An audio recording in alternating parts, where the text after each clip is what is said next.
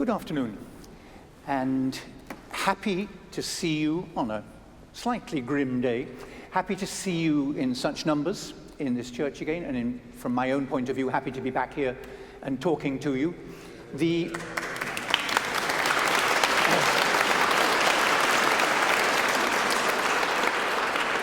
Thank you very much. And next time, I have to warn you as well, will also be me.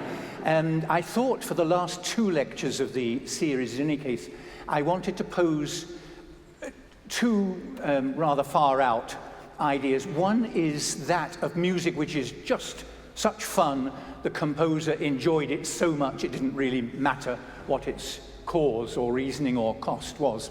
I'll have to modify that in a moment about today. And the final episode I was going to present was of music just so grand it didn't really matter what it was, and it was connected with nothing financial or professional, just beautiful and abstract music. A little bit of investigation into both these themes, I'm afraid, puts a rather more mercenary look on both these ideas, but I still think we are on very beautiful, formal but free territory today of Mozart, and in some weeks' time will be Schubert. The Mozart opportunity, though, does give me a chance before we start dealing with one work in particular, which is really rather an odd work. You will have decided by the time we finished. My starting point, though, is just to remind everybody that although Mozart died young, worked so hard, was frantically composing all the time, and gets himself up to a collection of K numbers in excess of 600. What they don't always remind you of, and even when you look in the big printed catalogues of Mozart's works, they don't always make the big point that well more than 100 pieces were deliberately discontinued by Mozart. It's rather stunning to remember that Mozart was such a person who could work so much in his head, all his traveling time, his essential sitting in a coach when he couldn't do any writing, when he was working mentally on so many works, and yet you see in the records of what he actually wrote down, the moment something happened to a contract, he was busy writing a concerto for some lady violinist, he suddenly heard that she was going on holiday, contract given up, concerto not required. Mozart stopped exactly where he was, page 3, page 23, wherever he got to at that particular point, it just finished. If a better job took over or offered him a more instant opportunity of composing something that required next week, he felt no problem whatsoever in stopping writing down a piece of music that he was in the middle of. It's always struck me as rather strange, because we know that Mozart was a great writer in his head. Most of his composition could be done mentally. And so when he actually was writing down a page or 2 pages or 6 pages of a concerto or a symphony or an aria or a church piece or a piano piece, any number of formats there are in this wonderful assortment of unfinished works, running up to about 120 in all, that had just been shoved aside because another more likely and more profitable work suddenly came up, and he got rid of the work he was halfway through doing and went off on another thing, never went back. The extraordinary thing is also his ability of mind to put away a piece half finished and never borrow any of the stuff from it. So this is not only we lost a symphony or a mass or an aria or a concerto or a piano sonata that he stopped halfway through the first movement, we never had most of that material reused anywhere else. So it is purely lost. Someday there has to be, I think, a gigantic festival of unfinished Mozart. We just need a week, I think, of piece after piece after piece. Some of them are 4 bars long, some of them are 15 pages long, really quite substantial music, apparently well finished, not sketched as a trial, but what would have been the finished version, except at that point the telephone rang and he was asked to do something else, so he put it away and never went back to it. There is a whole lifetime of experience hidden in these unfinished and present-day unheard works, which I think could be brought out. I start with that topic today simply because of the strangeness of the music that we are going to hear today, which is, I'm glad to say, finished completely with it, famous. In fact, should, I think, be more famous probably than it is, because Mozart's writing of what looks to be a completely personal piece with 4 of his favorite wind players and himself on the piano. He wrote it in great care. He rewrote it. It's very rare with Mozart you have a piece with corrected versions and new fair copies. He put an enormous amount of work into the construction of this piece. He actually wrote a letter in his family saying it was the best music he had ever written.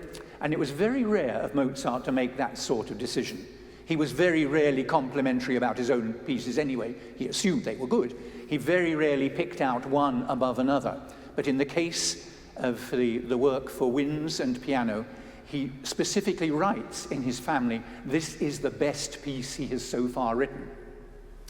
The curiosity, it now turns out, is that although I would like to say this was Mozart with his own series of concerts, writing a piece off the top of his head because he loved sitting down at the keyboard with his friends, 4 elegant musicians, and playing a wonderful piece that was suitable for them only.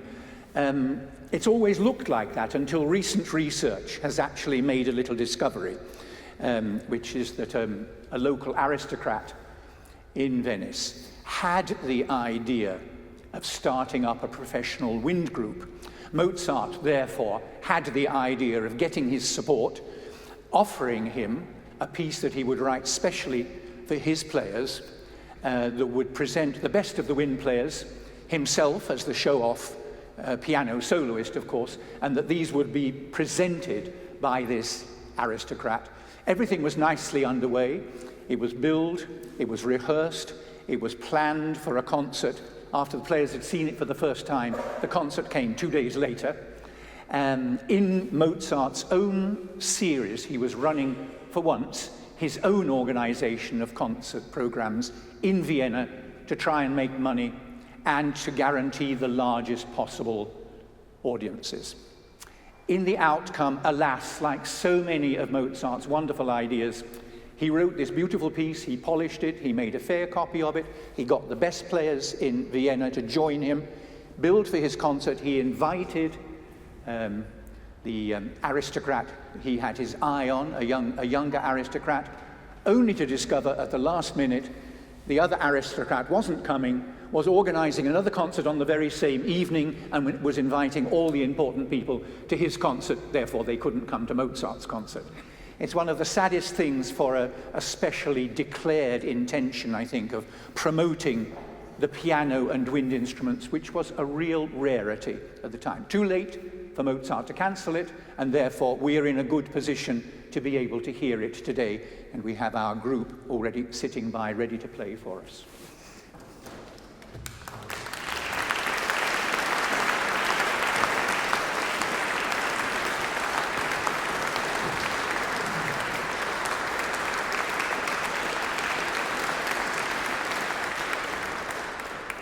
Because it is so original and because the scoring is unique, nobody in Mozart's audience or any other audience would have been familiar with the idea of a wind group. The 4 players here are an existing wind ensemble to which Mozart added himself on the piano to make this perfectly fabulous work that even he himself wrote to his own family it was the best thing he'd ever written. Curiously, although he played it at his own concert, we know not enough people went. The piece was not played in any of his other public concerts. The piece was not published in any shape or form while Mozart was alive. And when Mozart was dead, it was published, but they thought far too complicated to accommodate 4 wind instruments. We'll have stringed players instead. And so an adapted version for strings and piano came out when Mozart was dead. This, Mozart's unique, original, and he himself said, best piece of music, only appeared in print in the 19th century. So such is the bad luck with Mozart thinking he was going to go to great comeuppance in Vienna with a major aristocrat promoting his music. All would be happy sailing for the rest of his life. Instead of that, his music was ignored. They all went to somebody else's concert. Nobody else played his music, and nobody dreamed of publishing it. Once you've heard a little of it, I think you'll realize that he had put a lot of effort into this being a piece that really made his career. Alas, this was the outcome. Here's the slow introduction and the first allegro, so we all know what the sound is that we are talking about, first of all.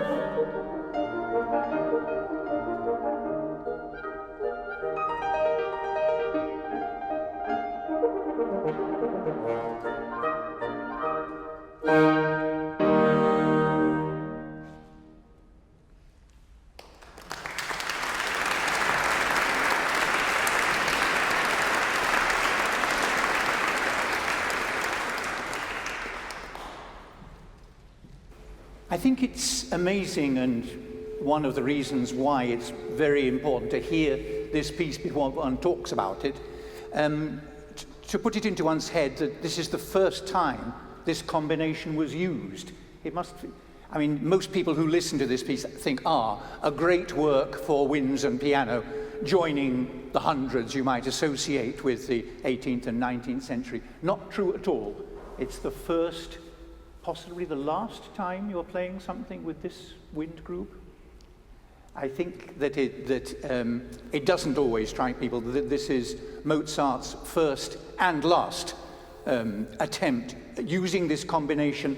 We have to admit, and we'll do a little talking about it in a moment, that the instruments that Mozart had in mind were not exactly, I think, were completely not the instruments we've heard around here. You know perfectly well that this is a modern piano, not a Mozart piano. It's a small Mozart piano, but otherwise the notes we are hearing come from Steinway or whoever it is that built that. It's a Yamaha. It's, never mind. That's equal. Yamaha is almost exactly the same as Steinway. It's a well-known copy. It's a smaller one, but you know straight away from looking at it and from listening to it, that is not the sort of piano that Mozart knew.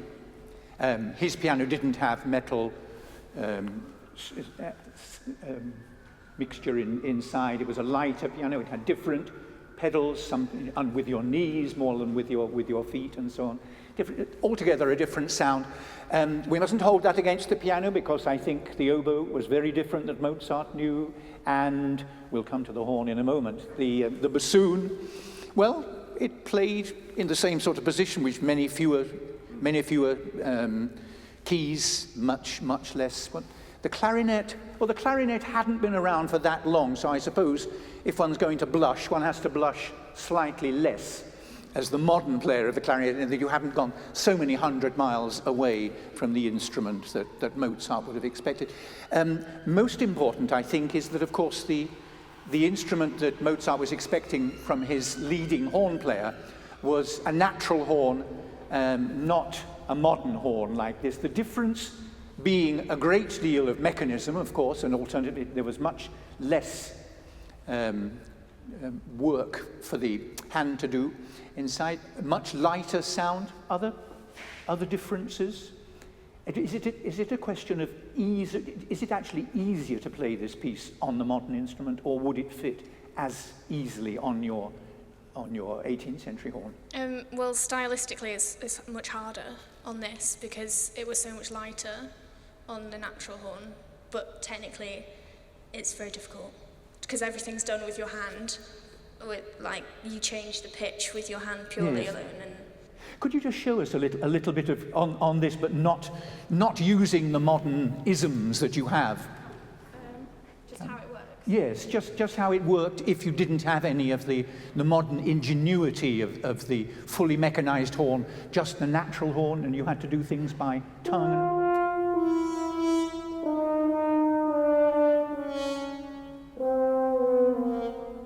Different quality on almost every note down there. And when you play a melody in the same way, if you don't use, can you play a moment there, not using the usefulness of your left hands? A tune.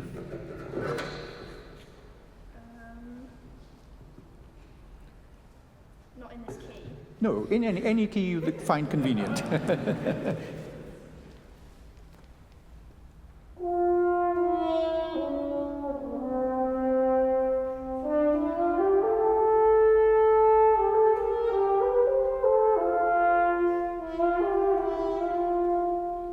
And now with all the works.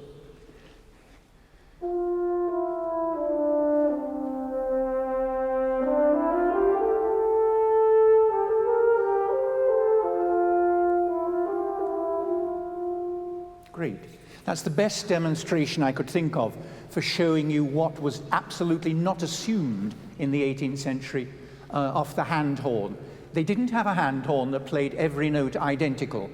As soon as you moved up and down a scale, exactly as you heard in the first version, it changed. It was a different view. It's like looking at a house, and every time you move, the light gives you a different color. Or something. It's not this equality right through the whole thing, but changing its quality like that, which was all that Mozart knew. It's not as though we have to say Mozart was choosing an old style, but he would rather have had the modern style. He never had this equalized modern style of writing for the horn, and he used deliberately these different notes for the effect they created.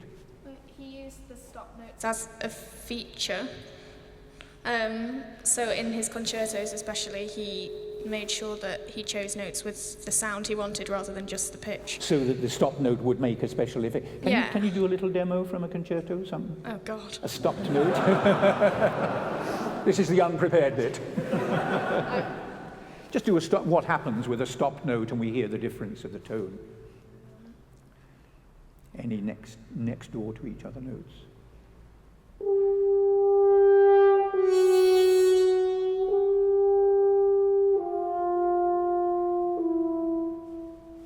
Very obvious to the ear, very nice, very musical, but not how we are used to hearing it nowadays with uniformity. So the whole idea of the horn is that it wasn't presenting a uniform line any more than a singer. When you sing with different words in an aria, every note you are singing comes out with a different color and a different consonant. We're used to that because that's the way you sing. Nobody has ever heard a singer presenting an aria with ooh, ooh, ooh, ooh, ooh, ooh, ooh all the way through. The words do things to every note. That was the situation that the horn lived with every day. The other instruments, to a certain extent, shared in this same... You can't do the demo, of course, on a modern instrument because they've been fully covered with highly complicated key mechanisms which give you combinations of stopping and opening holes which cannot be done by the open hands.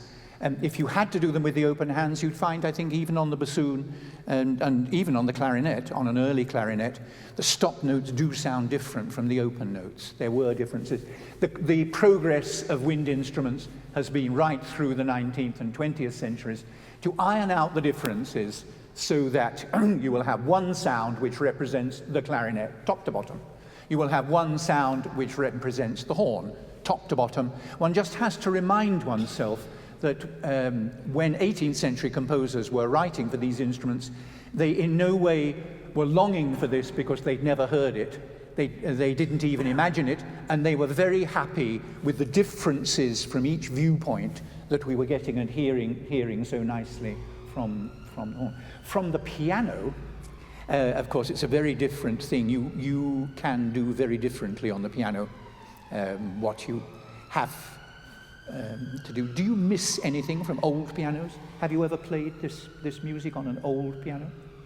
Well, I have tried the piano in our academy. They have a museum with all the like really historical pianos. I have tried one, but not the one for this piece, maybe. And the other one, there's one got 5 pedals, and smaller range of the keyboard, and the smaller size, and it sounds totally different. And I don't think I can imitate it on the modern piano. Yeah, so you're completely right. You cannot imitate the sound of an early. Well, we did a sort of semi-imitation by missing out but even so, that's not a real imitation of a hand horn. If we were going to make a hand horn sound, you would take a hand horn. Well, it's quite normal for us to have to hand stop, as it were, on modern horn, but obviously now we've got valves. It's not. You can go. Yeah. Yeah. No, it's an interesting, I would say, challenge nowadays, and it's to me very interesting to see how many people don't play early and modern instruments with a view to showing one is better than the other, but one is just different from the other. I think it's very nice to play a natural horn, shows you a natural horn is different. It in no way tells you that you should never use a modern horn for playing earlier music. That gets, I think, rather foolish. Yeah, I mean, I tend to, when I do the Mozart concertos, I tend to play them on the natural horn just because stylistically it's so much simpler. Good. But they're completely different. I don't think there is a comparison. I think it's an important element of planning teaching nowadays that, as you say, getting the opportunity to learn that it is so much easier or different on historical instrument. I like it that most of the academies and standard tertiary education, music education places do give people automatically, I say automatically, does everybody have to do it nowadays for one term on an early instrument? No, not at all. Not at all. I would make it obligatory, frankly, that everybody who plays the piano should, for one semester, play the organ.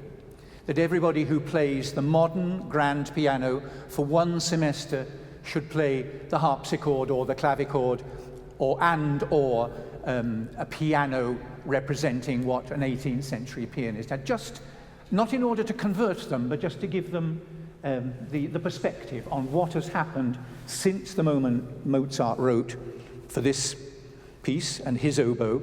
If you'd done one semester with an 18th century oboe, even if you hated it, you'd then have a clear, accurate idea in your head and your fingers on what exactly the composer had in mind, and therefore what he didn't have in mind, which is what you're taking advantage of now. So you automatically have a new store of ideas that you can say to yourself, my word, it sounds very musical, it could be very effective in this piece, but remember, the composer never knew it. So it's up to you to make the decision, whether you want to use the effects you can use. And as you say, I think very sensibly, and I think it's a growing style nowadays, you get people playing modern instruments who sometimes do openly say, I don't use the modern devices always, it's sometimes easier to do it hand-stopped. Yeah, like technically I think most people would find it difficult playing it hand-stopped just because this is what we've grown up playing. Good. And it's an entirely different technique, but it highly influences what we do on the modern instrument. So I think there's a changing attitude. That's the 21st century's view of historical music education, that it's open to you and you can use it as you want. There's not a law any longer that you have to be one thing, and that it's positively wicked to play a historical instrument because it shows poverty. Now there's a sort of uniformity creeping in, and I think most audiences are learning to recognize these sounds also, and most record companies are learning to find the sounds available on recordings, both in the modern and the ancient. How about a slow movement? Anything you should tell us about the slow movement? Surprises. It was a surprise. I think now that we've just set the originality of this piece, this sort of scoring, certainly the drama in the middle section of the slow movement, is not something that anybody could ever have heard before played by an ensemble either of their piano and their wind instruments, or even on a modern piano and modern wind instruments. This was positively the first construction that could have used these effects.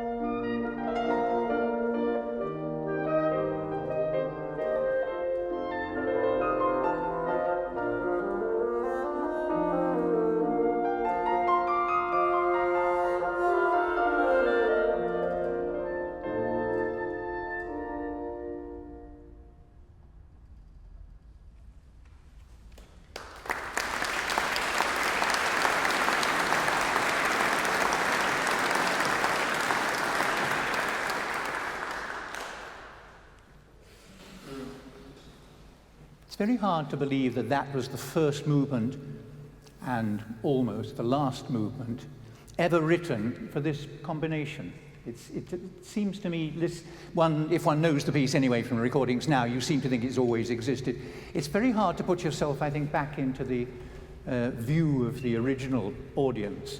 It's interesting as well to realize what they were listening to on the same day, just in case you wanted to know what they got the evening. Mozart was running 3 concerts, 3 plans in Vienna, all 3 long programs, and he wanted to entertain people. The quintet came as part of a concert on April the 1st. This was 1784, if you want the exact thing. It has to be called a mammoth concert, although whenever Mozart laid on a concert in Vienna, it was such an effort getting it all together. He tended to put lots and lots of stuff in. We're not always sure what he played either, so I'll give you some idea. In this particular one, he was aiming to show people pieces that were entirely new or else were new to Vienna. And the playbill, which is what we have, Mozart didn't write down the full program, unfortunately.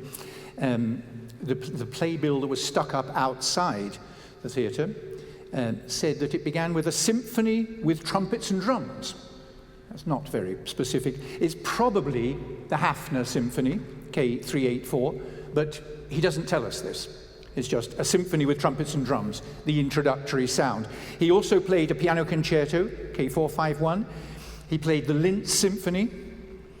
He, of course, like all his concerts, he played some music extempore. So he always announced, if the audience applauded loudly or long enough, he would play an extempore piece.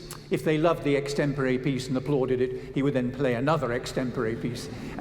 This way, a concert that was already going to last 2.5 hours minimum was stretched to cover maybe 3 hours or more, and sometimes people even admitted somebody had to go up to Mozart and say, four improvisations were enough. Perhaps he could get back onto the printed program. Anyway, he played a group of piano improvisations, we nowadays have no idea whatsoever he played in this concert. Another symphony then followed, we're not told the number, possibly it was the Paris Symphony. More songs were sung, and at the end he played a symphonic movement that they'd already had part of earlier. That's a long program. He repeated this sort of plan for 3 different things in Vienna, and he was quite pleased himself for the whole thing. He says, "For these concerts I already have 100 subscribers, and I expect another 30 shortly. I shall later give academies." The idea was that he had decided, like many musicians had, that a money-making device in the busy city of Vienna with people who didn't have the time or the inspiration to be good students could nevertheless be very helpful members of an audience who would turn up on a regular basis, bringing most of their court with them. Hence, the enormous disappointment it must have been, I think, because although it was known that we were supposed at this very concert to be seeing Prince Alois Liechtenstein, he'd promised to come, apparently, but he also had expressed his own interest in harmony music, music for wind band. Maybe the problem was that Mozart had put together a piece that was not for wind band, but unfortunately had the piano in the background. He might have come if it had been a fully wind event, but with only 4 wind players, is it worth going out to a concert when you could run a concert at home with 8 wind players and be having a full wind band, which in fact was exactly what the Prince did several years later and after Mozart was dead. He gave regular concerts which were very popular for 6 or 8 wind players, noticeably no piano hogging the issue in the background. So this was an original, and I'm afraid Mozart probably would have said, an unsuccessful attempt at how to make a speaking group of your winds and piano. Everybody went to another concert. Very sad. Does it make any difference to the lower instruments? We've already talked about the... I mean, playing on modern instruments. Yes. Do you find nowadays, we know we're going to hear the horn, we know we're going to hear the oboe because you're on top, we know we'll hear the piano because you're always the solo part. Are we normally expecting to hear solos coming from something that should be plugging away on the bass line? I mean, it's kind of mixed because the modern bassoon can produce a louder sound because it's a bigger instrument, but the modern sound is a lot rounder than the bassoon would have been at that time. So maybe kind of the sound of the classical bassoon would have kind of pierced through the texture a lot more. While sometimes when I'm playing the bass line on the modern bassoon, it's quite a big sound. You really have to kind of mark everything down a step lower than he would have wanted, I think. So you have to consciously change your attitude to music when you decide it's your solo and it's not your solo. Yeah, you have to retire. Definitely, because I suppose it's kind of colour of sound rather than volume that you have to kind of think about, because it's okay having a big sound, but in this context, it can get quite lost when it's quite round. His dynamic markings that he prints don't help you in this because he wasn't expecting the problem. Do you have to do the same with the horn? I get the feeling that you're popping up for your solos and then trying to disappear for your background. Yeah, I think because it's so resonant compared to some of the other instruments, especially in a place like this. Yeah. It just goes on forever. Yeah. The sound, like the echo, it carries a lot more naturally, I think. So Mozart needs help. Yeah, I mean, a lot more so on the modern instrument. On the hand horn, it was much more, it just stopped. Mm-hmm. Because it was a single tube. This is 18 feet for it to bloom, whereas on the natural horn, it just sort of went round once and then stopped. And on the clarinet? Do you find you have to consciously solo your solos and hide your accompaniments, or do they fall more within the natural character of what the instrument offers? I think that the writing does fall in what the natural kind of capacity of the instrument. I mean, I seem to spend quite a lot of my time in this piece, kind of in the middle register, almost a sort of viola-like kind of role in this, but occasionally kind of popping up with the odd solo. A lot of the time it's very, it's imitating the oboe, but also then I can also be with John, on the bassoon, kind of in the more accompanying role. So it's interesting. I mean, on the old the clarinets that Mozart would have been writing for would have only had sort of 5 keys, kind of looked quite simplistic, and would have a more kind of recorder-like sound, a bit pipier sound. So it would have been a smaller sound, a bit quieter than the modern clarinet, I think. And yeah, also in Mozart's time, it was a real development time for the clarinet because we're relatively new to the woodwind family, probably the newest member, and he really did expand the range of the instrument, of course, because he, with his close friend Anton Stadler, who was the clarinetist who he collaborated with a lot, he wrote the clarinet concerto, which was for the bassett clarinet with an even lower range, and there's been lots of scholarship on that piece and lots of research done and almost a revival of the concerto being played on bassett clarinet. So huge development. So more we expect from the clarinet as being new to the scene, had no history to stick with. Yeah, I think so. But it certainly was very, very enterprising that Mozart immediately took up an instrument relatively new. Most clarinetists had not begun life as clarinetists who played for Mozart. They played another instrument, become a clarinetist. Suddenly Mozart had said, this is the most wonderful sound I've ever heard in my life. I'm going to include the clarinet in everything. And the other players had to put up with it, whether they liked it or not. They got to. I think it was definitely a lyrical kind of vocal quality, and also the contrast that can be achieved in dynamics with clarinet is a real quality. You can go from a real pianissimo, really hardly any sound at all, to really singing quite operatically, I think. Here you're much luckier than the horn, who can't go too soft without disappearing yes, it's a lot from of, the scene. What we need to talk about when we're rehearsing in this combination is balance issues. Yes. I think because both instruments react so differently. Yeah. The same will very much apply also, I'm sure, to the piano, because in many concerts you must be given a piano 7 foot long.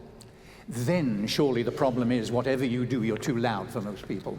And so it's the usual grand piano thing. You've noticed we experimented a little bit with the sound of this piano, either fully up or with the lid halfway down, and decided it gave a better sound for combination with these players, and I think nicer for you to develop with the lid halfway down. Other things that you wanted to tell us about the piano, because you're Mozart. Do you have extra material on this piece? The only thing I want to say is about the first movement. And Mozart did a small mark, like where connect the first introduction, and then the second part is allegro moderato. And so between that, he put a small mark, and you can put a mini cadenza.